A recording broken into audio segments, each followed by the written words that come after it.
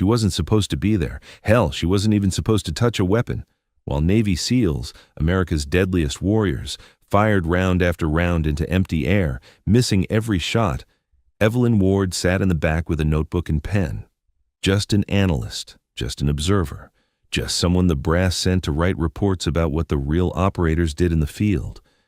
But when the ambush came, when the mortars started falling and the SEALs realized they were trapped in a kill zone designed specifically to destroy them, she did something that changed everything. She set down her notebook, picked up a rifle no one knew she had, and walked into that valley of death alone. Before I show you what really happened that day, drop a comment telling us where you're watching from and hit subscribe, because what Evelyn did next turned the worst day in that SEAL team's history into a lesson they would never forget. The Chinook's rotors beat against the thin mountain air as it descended toward the landing zone. Through the open door, a rock stretched out below in shades of brown and gray, endless valleys carved by ancient rivers, ridgelines that looked like broken teeth against the sky, and somewhere down there, an enemy that had learned to use this terrain like a weapon. Staff Sergeant Evelyn Ward sat near the rear ramp, her compact frame pressed against the helicopter's cold metal frame. At 32, she had the kind of face that people forgot 5 minutes after meeting her. Unremarkable features, brown hair pulled back in a regulation bun, wire-rimmed glasses that made her look more like a librarian than a soldier. She wore standard combat fatigues with no special insignia, no ranger tab, no airborne wings, nothing that would make anyone look twice. In her lap sat a ruggedized laptop and a stack of field notebooks. Intelligence analyst, her orders read. Observe SEAL team operations in mountainous terrain. Document tactics, techniques, and procedures for after-action review. Do not interfere with operational command. The SEALs barely acknowledged her presence. Chief Petty Officer Dylan Cross, the team leader, had given her a curt nod when she boarded, then turned his attention back to the mission brief. His men, 8 of America's most elite warriors, were focused, professional, running through final equipment checks with the kind of muscle memory that came from years of hard training. Petty Officer First Class Mason Burke sat across from Evelyn, his bulk making the troop seat look like it was built for children. He glanced at her once, then leaned toward his teammate. Perfect. Brass sends us a pencil pusher to watch us work, like we need someone taking notes while we're trying not to get killed. His voice was just loud enough for her to hear. Evelyn didn't react, didn't look up from the tablet where she was reviewing topographical maps. She'd heard it all before. The jokes, the dismissal, the assumption that because she carried a laptop instead of a machine gun, she didn't belong in the field. Let them think what they want, she told herself. It made everything easier. The helicopter flared hard, and everyone grabbed for handholds as the pilot wrestled with the turbulent air. They were coming in fast and low, using the terrain to mask their approach. Through the door, Evelyn could see the valley opening up below them, a natural corridor flanked by steep ridges, the kind of terrain that funneled movement and limited options. Her eyes tracked across the landscape with systematic precision, noting the cave entrances dotting the far slope, the scattered boulder fields that could hide anything, the single dirt road winding through the valley floor like a scar. It was beautiful in a harsh, unforgiving way. It was also a perfect ambush site. The Chinook touched down in a cloud of dust, and the SEALs were moving before the wheels fully settled. They flowed out of the bird in a tactical formation, weapons up, covering sectors, professional and efficient. Evelyn waited until they had established a perimeter, then gathered her gear and followed. The heat hit her like a physical force. It was barely 0800 hours, but the Iraqi sun was already brutal, baking the rocks until they radiated heat like an oven. Dust devils danced across the valley floor, and the wind came in sharp gusts that made you squint and taste grit. Chief Cross was conferring with his lead scout when Evelyn approached. He glanced at her, expression neutral but not welcoming. Stay close to the command element. Don't wander off. And if things get hot, you hit the dirt and stay down until we tell you otherwise. Clear. Crystal, Chief. Good. We've got intelligence suggesting enemy fighters are using these caves as a staging area. Our job is to observe, identify, and report. If we get a clear shot at high-value targets, we're authorized to engage. but this is primarily a recon mission." Evelyn nodded, making mental notes even though she'd already memorized the operational brief. Cross turned back to his men, and she drifted toward the rear of the formation, finding a position where she could observe without getting in the way. The team began to move, climbing toward a ridge that would give them overwatch of the valley below. The terrain was treacherous, loose shale that wanted to slide under every step, outcroppings that required careful navigation, exposure to anyone watching from above. But the SEALs moved through it with practiced efficiency, communicating through hand signals and brief radio calls. Evelyn kept pace easily, her breathing controlled despite the altitude and heat. She'd trained in mountains before, lots of mountains, in lots of countries whose names never appeared in her official service record. Her legs remembered the rhythm of uphill movement, the way you had to balance speed with sustainability, how to place your feet to minimize noise and maximize stability. They reached the ridge after 30 minutes of climbing. The view was spectacular and terrifying in equal measure. The valley spread out below them like a map, every fold and feature visible in the harsh morning light. And there, carved into the far slope, were the caves, dark mouths in the pale stone, any one of which could hide anything. The SEAL sniper team began setting up their hide. Petty Officer 2nd Class Nathan Pierce and his spotter, Petty Officer 3rd Class Alex Ramirez, worked with practiced precision, assembling their rifle, arranging camouflage, calculating ranges and wind speeds. Pierce was a legend in the teams, credited with dozens of confirmed kills across 3 combat deployments. If anyone could reach out and touch targets at these distances, it was him. Evelyn found a position behind a low rock formation, pulled out her binoculars, and began her own observations. Through the lenses, the valley resolved into layers of detail, heat shimmer rising from sun-baked stone, vegetation patterns that suggested water sources, shadow and light playing tricks on depth perception, and the wind. God, the wind was complicated. It came in gusts from different directions, swirling through the valley in patterns that seemed almost random. She watched dust devils form and dissolve, tracked how the air moved differently at different elevations, noted the thermal currents rising from the darker rocks. "Target," Ramirez said quietly. "Multiple military-age males, 600 meters, moving between Cave Complex Alpha and Bravo." Through her optics, Evelyn spotted them. 5 fighters, AK-47s slung casually across their backs, moving with the confidence of people who didn't expect to be observed. They paused in the open, talking, gesturing, completely exposed. Pierce settled behind his rifle, his breathing slowing as he entered that zen state that all great shooters cultivated. "Wind is 2 to 3 miles per hour, left to right. Range 620. On target." His finger tightened on the trigger. The suppressed crack of the .300 Winchester Magnum was sharp, but not overwhelming. Downrange, dust kicked up 3 feet short of the lead fighter's position. "Miss," Ramirez said, surprise evident in his voice. "Come up, come right." Pierce made adjustments and fired again. This time the round sparked off the rocks 5 feet to the left of the targets. The fighters reacted immediately, scattering with practiced discipline, disappearing into the cave complex like smoke. "What the hell?" Pierce muttered. "That should have been dead center." From her position, Evelyn watched heat shimmer dance across her field of view.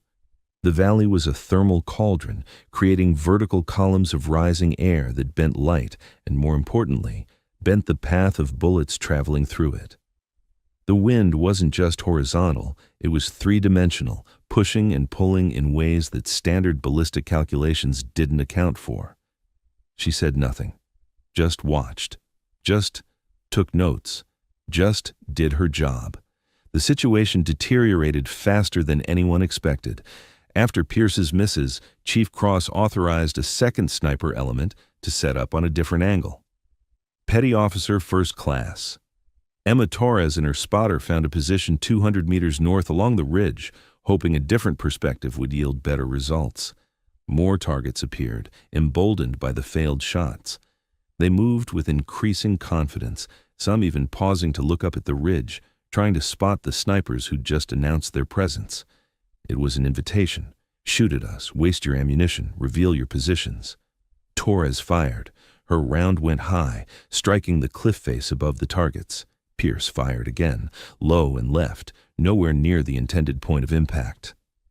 "This is impossible," Ramirez said, frustration cracking his professional composure. "We're doing everything right. The math is perfect, but it's like shooting through water." Because you are, Evelyn thought, thermal water made of air and heat and physics that don't behave the way you learned in sniper school. Chief Cross crawled over to Pierce's position, his face tight with concern. "Talk to me. What's happening?" "The wind, Chief." "It's not consistent. Every shot is getting pushed differently. The thermals are creating updrafts and downdrafts. It's like the air is swirling." Cross turned to look at the valley, seeing it now not as terrain but as a tactical problem that had no conventional solution. His team had some of the best shooters in the military, and they couldn't hit targets that were practically standing still. That's when the enemy responded. The first mortar round shrieked out of the sky and impacted 50 meters below their position, throwing up a geyser of dust and fragmented rock. The sound echoed across the valley like thunder. "Incoming!" someone shouted unnecessarily. The second round landed closer. The third landed close enough that shrapnel sang past their position, and Petty Officer Second Class Carlos Mendez screamed as a fragment opened up his left arm. "They've got us bracketed," Burke shouted, already pulling Mendez into cover. "We need to displace." But there was nowhere to go. The ridge behind them dropped off steeply. The approach they'd climbed was exposed to the mortar fire. Moving laterally would just expose them to more angles of attack. They were pinned, and the enemy knew it. Small arms fire began snapping across their position. Rounds cracked past heads, sparked off rocks, forced everyone down into whatever cover they could find. And it wasn't random fire. It was disciplined, coordinated, covering fire designed to keep them suppressed while the mortars walked closer. Pierce tried another shot, but the incoming fire made it impossible to hold steady. His round went wild, and he cursed with the frustration of a craftsman whose tools had suddenly stopped working. "This is wrong," Cross said, his voice carrying an edge Evelyn had never heard in a SEAL before. "This feels like an ambush, like they were waiting for us." Because they were, she thought, watching the pattern of enemy fire. This isn't random. This is rehearsed. They've trained for this exact scenario. How to deal with American overwatch positions, how to exploit the terrain, how to turn our advantages into disadvantages. Another mortar. This one landed close enough that the blast wave slapped against them like a physical hand. Ramirez went down with shrapnel in his leg, and the corpsman was already scrambling toward him. "We're taking casualties," Cross said into his radio, calling back to headquarters. "Request immediate air support. We are combat ineffective and pinned down." The radio crackled back. "Air support is 18 minutes out. Can you hold?" 18 minutes. It might as well have been 18 hours. The enemy fire was intensifying, not slackening. More fighters were appearing, maneuvering through the cave complex with the confidence of people who knew they had their enemies exactly where they wanted them. Evelyn watched it all through her binoculars, her mind cataloging details, even as the professional soldiers around her scrambled for survival. She saw the pattern now. 3 interlocking positions, each covering the others, creating a crossfire that made movement suicidal. She saw the mortar team adjusting their aim with precision that spoke of forward observers calling corrections. She saw the commander, a figure who hung back, directing the battle with hand signals. And she saw the thermal patterns in the valley, the invisible rivers of air that were defeating every American attempt to return fire effectively. Someone was going to die if this continued. Probably multiple someones. The corpsman was already working on his second casualty, and the ammunition counters were dropping toward numbers that made squad leaders nervous. Evelyn set down her binoculars with the kind of careful precision someone might use when making a decision they'd been avoiding. Then she reached into her pack and pulled out something that definitely wasn't on any analyst's standard equipment list. The rifle was compact, black, custom modified in ways that spoke of serious money and serious purpose. A .308 precision rifle suppressed with an optic that cost more than most cars. The kind of weapon that existed in a gray area between civilian and military use, the kind that serious professionals carried when they needed to be serious. Burke saw it first. His eyes went wide. "Ward, what the hell? Where did you get that? You're not authorized to—" She was already moving, crawling toward a position at the edge of the ridge where the rock formation provided cover from above, but allowed a clear view of the valley below. Chief Cross crawled after her, his face a mask of confusion and anger. "Ward, stand down! You're an analyst, not a shooter!" She checked the rifle's chamber with movements that spoke of muscle memory carved deep by thousands of repetitions. "Chief, with respect, I'm trying to keep your men alive. You don't have authority to engage. You're not in the chain of command. You're—" She settled behind the rifle, cheek to stock, breathing already controlled. "Not in your chain of command, that's correct." Something in her voice made Cross pause. It wasn't defiance. It wasn't even confidence. It was the calm certainty of someone who'd done this before, who knew exactly what was about to happen and was simply preparing to execute a familiar task. Through her scope, the valley resolved differently than it had through the binoculars. She wasn't looking at terrain or enemy positions. She was reading the air itself, watching how heat shimmer bent the background, tracking patterns in the dust, noting which areas stayed clear and which filled with thermal distortion. A gust of wind came through. She felt it on her face, timed its passage, waited for the lull that would follow. In that brief moment of relative stillness, she made her shot. The suppressed crack was barely audible over the ongoing firefight. Downrange, 450 meters away, the mortar spotter who'd been calling corrections suddenly pitched forward and didn't get back up. Burke, watching through his scope, went absolutely still. Holy! Did she just— Evelyn was already acquiring her next target. She'd seen the machine gunner setting up in a cave mouth, positioning himself to lay down suppressive fire that would keep the SEALs pinned while the mortars did their killing work. He thought he was invisible in the shadows. He wasn't.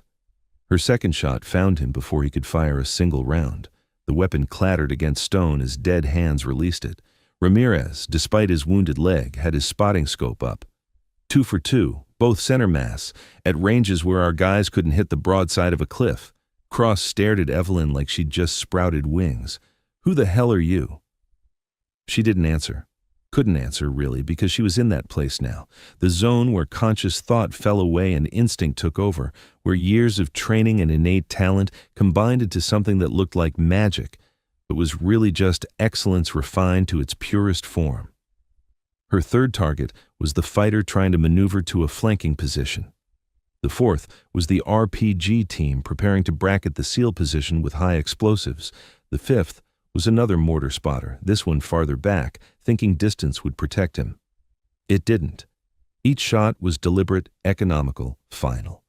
Where the SEALs had been struggling against an environment that defeated their training, Evelyn seemed to read the valley like a book, compensating for conditions they couldn't see, timing her shots for moments when the thermal currents briefly stilled. The enemy fire began to slacken, not because they were retreating, but because key personnel kept disappearing behind precisely placed bullets. The coordinated dance of their ambush was falling apart as leaders and specialists dropped out of the choreography. "She's shooting ghosts," Pierce whispered, watching through his scope as Evelyn put a round through smoke and heat shimmer to drop a fighter who'd been completely obscured from the SEALs' positions. "That's impossible." Torres, from her position farther along the ridge, had stopped trying to engage targets. She was just watching now, studying technique, trying to understand how someone was making shots that defied everything she'd been taught about ballistics and environmental conditions. The enemy commander, the one who'd been directing the battle, made the mistake of keying his radio. The brief glint of metal in the shadows was all Evelyn needed. The shot was nearly 600 meters through thermal currents that had been defeating shooters all morning, but her bullet found him anyway. Without central coordination, the ambush collapsed. Fighters who'd been moving with disciplined precision began making individual decisions based on fear rather than training. And fear made them predictable, made them expose themselves, made them into targets instead of threats. "They're breaking," Cross said, awe evident in his voice. "She's breaking them." The incoming fire dropped to sporadic pot shots. The mortars went silent. And for the first time since the ambush began, the SEALs could breathe without expecting to die in the next 5 seconds.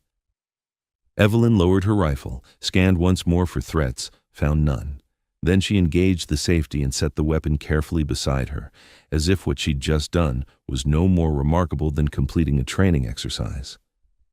Cross crawled over to her position, his face a mixture of gratitude and complete confusion. "Ward, Staff Sergeant Ward, I need you to explain what just happened." She pulled a small notebook from her pocket, an actual paper notebook, the kind analysts use to record observations, and began writing. "Multiple enemy KIA, ambush disrupted. Recommend immediate exfil before they regroup." "That's not what I meant, and you know it." His voice was sharp but not angry. "Who taught you to shoot like that? What unit were you with?" She met his eyes, and for just a moment, he saw something there that made him reconsider every assumption he'd made about the quiet woman with the glasses and the laptop. Something cold, something utterly professional, something that had seen violence on a scale that made this morning's firefight look like a training exercise. "Analyst," she said simply. "Just like my orders say." "Bullshit. I've worked with Delta. I've worked with ISA. I've worked with people whose units don't have names. What you just did." He gestured helplessly toward the valley where enemy positions were now silent. "That wasn't luck. That was world-class precision shooting under conditions that were defeating some of the best snipers in the military." Evelyn considered this for a moment, then returned to her notebook. "Your men did well, Chief. They adapted to a difficult tactical situation. That's what matters. My men were getting torn apart until your men kept fighting. They didn't panic. They maintained discipline under fire. That's more important than marksmanship." The sound of rotors interrupted their conversation. The QRF helicopter was inbound, arriving ahead of schedule because someone at headquarters had been monitoring the radio traffic and realized the situation had gone from bad to catastrophic. As the bird flared for landing, Evelyn began packing her gear with systematic efficiency. Laptop secured, notebook stowed, and the custom rifle, the one that shouldn't exist on any analyst's equipment list, carefully disassembled and packed into a case that looked like it might contain camera equipment. Burke approached, his arm bandaged but functional. He held out a spent brass casing, one that had ejected from her rifle during the firefight. "You should keep this. Souvenir." She smiled slightly, the first genuine expression Cross had seen on her face all day. "You keep it. Remind you that sometimes the person you're not paying attention to is the person who saves your life." The after-action report was a masterpiece of creative writing. Official version: SEAL team encountered unexpected resistance. Coordinated defensive fire and tactical air support resulted in enemy casualties and successful extraction. Staff Sergeant Evelyn Ward provided valuable intelligence analysis that contributed to mission success. What the report didn't mention: the analyst had killed 11 enemy fighters in approximately 8 minutes, breaking an ambush that had been specifically designed to destroy American Special Operations Forces, or that her shooting had been so far beyond what anyone expected that Pierce and Torres spent the entire flight back in silent contemplation of their own capabilities. Or that Chief Cross had tried to get answers from headquarters about exactly what kind of analyst they'd attached to his team, only to be told that Staff Sergeant Ward's full service record was classified at levels he didn't have access to. Back at base, Evelyn filed her observations, attended the debrief, and answered questions with the bureaucratic precision of someone who'd had extensive practice avoiding detailed explanations. The SEALs performed their mission under difficult conditions, she told the intelligence officer reviewing her report. The thermal conditions in that valley created ballistic challenges that weren't anticipated in the planning phase. Recommend future operations in similar terrain include specific training on shooting through thermal currents. And your own actions? I provided overwatch and defensive fire as needed, standard procedure when an element is under attack.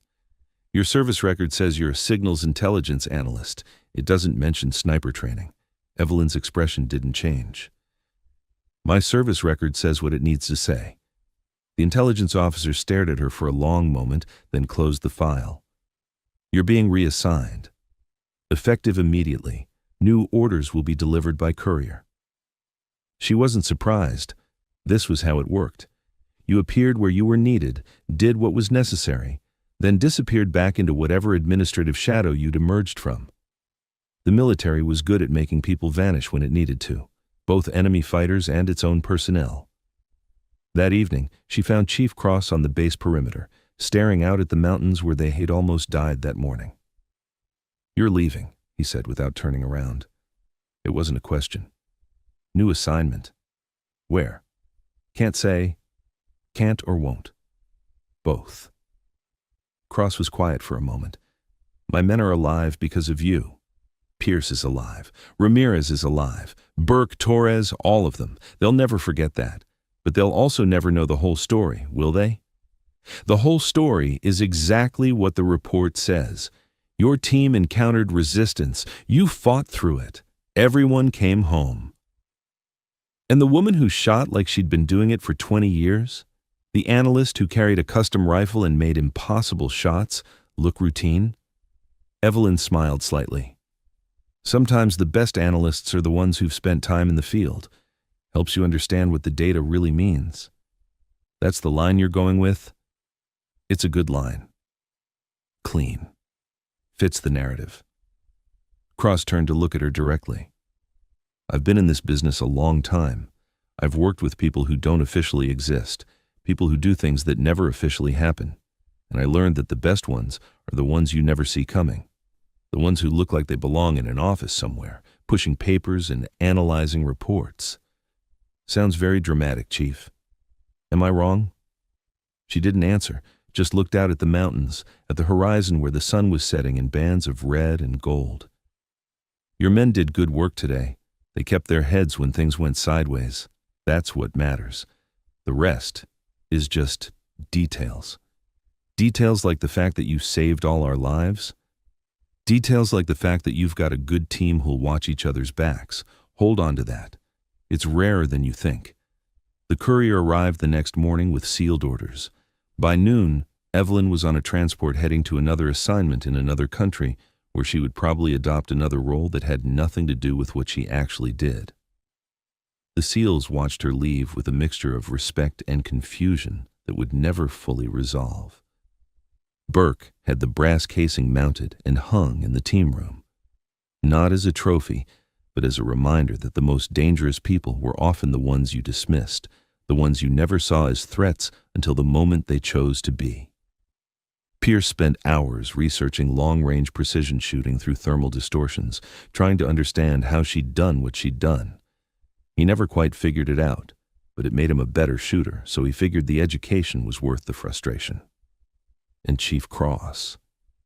He kept his mouth shut about the whole thing, because he understood that some people operated at levels where the rules were different, where the chain of command had branches that never appeared on organizational charts, and where the line between analyst and operator was sometimes deliberately blurred for reasons that served purposes he didn't need to understand.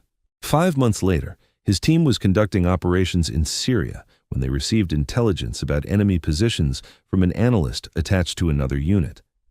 The report was comprehensive, detailed, and tactically brilliant, showing not just where the enemy was, but how they would react, what they would do, where they would be vulnerable.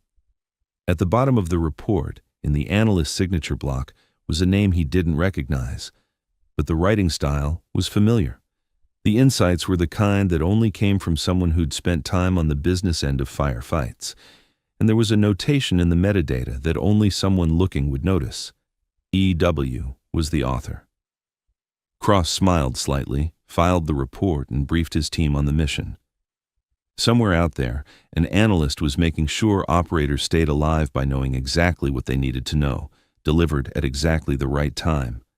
And if that analyst occasionally picked up a rifle and demonstrated skills that went far beyond data analysis, well, some secrets were better left unexamined, some questions were better left unasked, and some heroes preferred to work in shadows, doing necessary things that would never make it into official histories. Because sometimes the most dangerous person in any situation is the one you're not paying attention to. The quiet professional. The one taking notes in the back.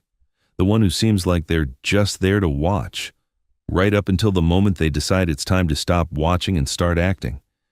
And then you realize that the wolf was there all along. You just didn't recognize it because it wasn't howling at the moon. It was sitting quietly, observing, waiting for the right moment to remind everyone what real professionals look like when everything is on the line. Years later, Pierce would tell new snipers joining the teams about the day an analyst outshot the best precision marksman in the military. He never used her name, didn't know if he was allowed to, but he always ended the story the same way. The person who looks least dangerous might be the most dangerous person in the room. Never forget that. Ramirez kept a photograph from that deployment in the Iraqi mountains. You couldn't see Evelyn in it. She'd always managed to be just outside the frame or turning away when cameras appeared. But he swore you could see her shadow in one corner. He kept it as a reminder that some guardian angels wore combat boots and carried rifles instead of wings. Torres eventually made it to instructor duty, training the next generation of SEAL snipers at Naval Special Warfare training facilities. She always included a section on shooting through environmental challenges, thermal distortions, and wind patterns that didn't follow textbook predictions. When students asked where she learned these techniques, she'd smile and say, "From someone who was better at it than I'll ever be." And somewhere, in another conflict zone under another sky, an analyst sat in the back of a briefing room with a laptop and notebooks, looking unremarkable and forgettable while operators planned their next mission. She listened, took notes, asked quiet questions that made everyone think a little harder about their assumptions. Just an analyst, just an observer, just someone there to document what the real warriors did in the field, until the moment came when she wasn't. Because the most effective weapon isn't always the loudest one. Sometimes it's the one nobody sees coming until it's already changed everything. The wolf doesn't announce itself to the sheep. It simply does what wolves do, quietly and efficiently, while everyone else is looking somewhere else. Evelyn Ward understood this truth better than anyone. She'd built a career on being underestimated, on letting people see what they expected to see while keeping her true capabilities carefully hidden. It was safer that way, for her and for the people she protected. The brass casing Burke had mounted still hung in the SEAL team room, polished and preserved. Beneath it, someone had engraved a single word that captured everything they'd learned that day. Respect. Not because she'd demanded it, not because she'd sought recognition or glory, but because she'd earned it in the only currency that mattered to warriors, by putting herself on the line when it counted most, by doing what needed to be done when everyone else couldn't, and by disappearing afterward as if none of it had ever happened. That's what real professionals do. They show up, they perform, they leave, and the only evidence they were ever there is the fact that people who should be dead are still breathing. Thank you for watching. Subscribe to hear more powerful stories of brave women in uniform.